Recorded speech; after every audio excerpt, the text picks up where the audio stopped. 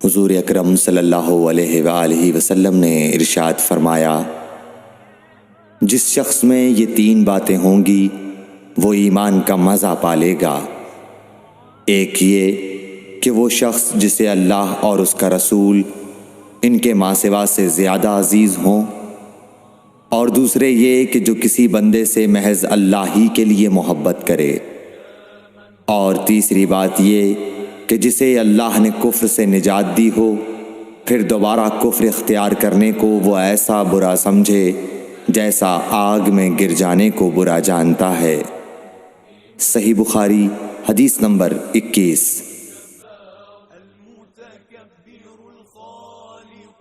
حضرت محمد مصطفیٰ صلی اللہ علیہ وآلہ وسلم نے فرمایا، جب جنتی جنت میں اور دوزخی دوزخ میں داخل ہو جائیں گے، اللہ پاک فرمائے گا، جس کے دل میں رائی کے دانے کے برابر بھی ایمان ہو اس کو بھی دوزخ سے نکال لو۔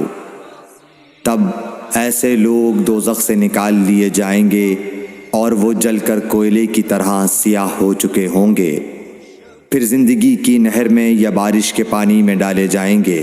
اس وقت وہ دانے کی طرح اگائیں گے جس طرح ندی کے کنارے دانے اگاتے ہیں۔ کیا تم نے نہیں دیکھا کہ دانہ زردی مائل پیچ در پیچ نکلتا ہے؟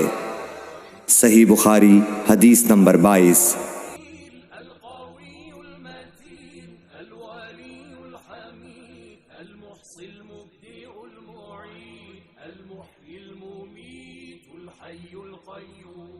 حضور اکرم صلی اللہ علیہ وآلہ وسلم نے فرمایا، میں ایک وقت سو رہا تھا، میں نے خواب میں دیکھا کہ لوگ میرے سامنے پیش کیے جا رہے ہیں اور وہ کرتے پہنے ہوئے ہیں، کسی کا کرتا سینے تک ہے اور کسی کا اس سے نیچا ہے۔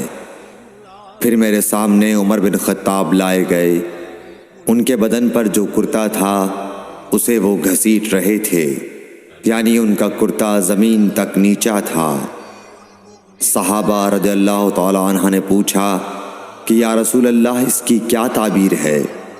آپ نے فرمایا کہ اس سے دین مراد ہے۔ صحیح بخاری حدیث نمبر 23۔